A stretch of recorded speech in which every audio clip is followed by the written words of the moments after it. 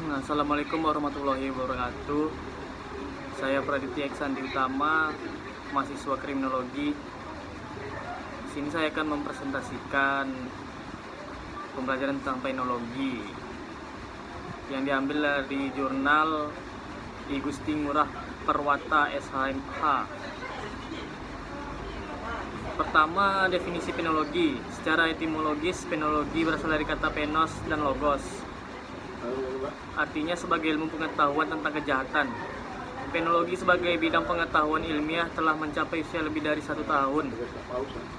Lebih dari 1 abad.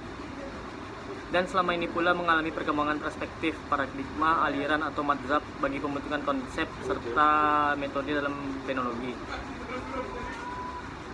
E.H. Sutherland dan Donald R. Creasy memberikan pengertian kriminologi adalah a body of knowledge regarding crime as a social phenomenon.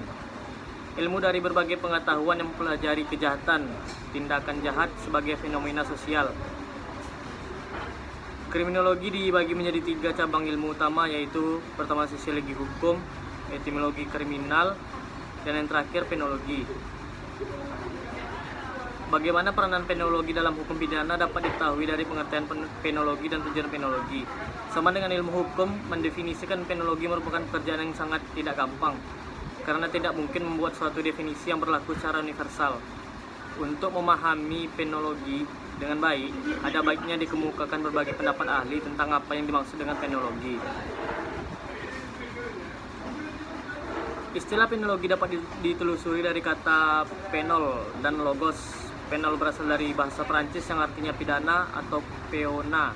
Bahasa Latin berarti hukuman atau denda, atau peonal, menjatuhkan hukuman. Sedangkan logos berarti ilmu pengetahuan. Penologi merupakan ilmu terapan atau pengembangan serta pelaksanaan pemidanaan. Secara harfiah, penologi berarti suatu ilmu yang mempelajari tentang penal, pidana.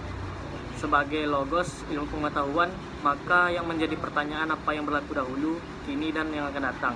Dengan demikian, terlihat bahwa ruang lingkup penologi tidak hanya meliputi suatu negara pada kurun waktu tertentu.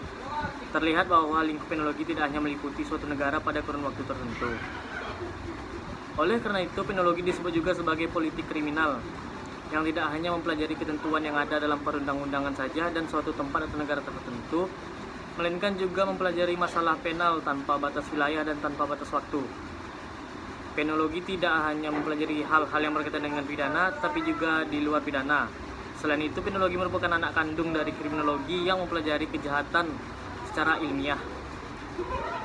Kedudukan penologi dalam ilmu hukum ini, yang pertama, penologi posisinya dalam ilmu hukum disebut sebagai ilmu normatif, sebagai dogmatik hukum atau law in the book, yaitu hukum dipelajari sebagai norma kaedah dalam peraturan perundang-undangan, kitab undang-undang, jurisprudensi, konvensi internasional.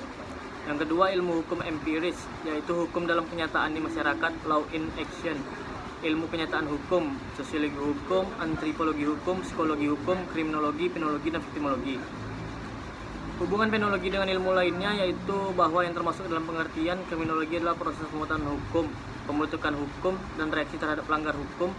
Maka dengan demikian, kriminologi tidak hanya mempelajari kejahatan saja, tetapi juga mempelajari bagaimana hukum itu berjalan. Objek penologi di sini yaitu ada 3. Yang pertama pelanggar hukum, yang kedua terpidana atau narapidana, yang ketiga residivis. Tujuan penologi lebih memfokuskan perhatiannya pada objek studi kriminologi, yaitu reaksi sosial, dengan mempelajari hal-hal yang terkait dengan perkembangan hukuman, arti dan manfaat yang berhubungan dengan control of crime. Penologi merupakan bidang studi dari kriminologi yang mempelajari prinsip-prinsip dari penghukuman, manajemen penjara, reformasi, dan unit-unit pengekang lainnya. Pada masa lalu, penologi masih banyak kebijakan penyiksaan terhadap para pelaku kejahatan sebagai konsekuensi dari kesalahan yang telah dilakukan. Tetapi dalam perkembangannya, kajian penologi diperluas sehingga mencakup kebijakan-kebijakan yang tidak hanya menghukum pelaku kejahatan, tetapi juga mengkaji tentang masa percobaan, pengobatan, dan pendidikan yang ditujukan untuk penyembuhan dan rehabilitas.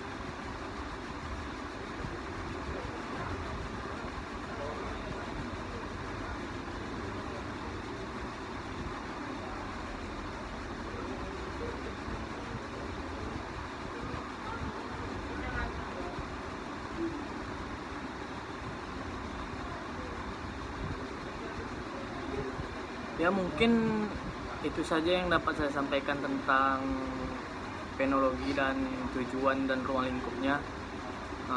Selanjutnya saya akan mempromosikan bagi anak-anak SMK atau SMA yang baru tamat agar lebih memilih memasuki jurusan kriminologi, dikarenakan ini adalah jurusan yang kayak mana ya, yang menantang, bermain dengan hukum, masuk ke ruang lingkup hukum. Kemudian cuman ada 3 di Indonesia universitas yang ada jurusan kriminologinya. Yang pertama UI, habis itu Budi Luhur, dan salah satunya UIR. Jadi saya sarankan untuk anak-anak pelajar yang baru tamat dari SMA atau SMK sederajat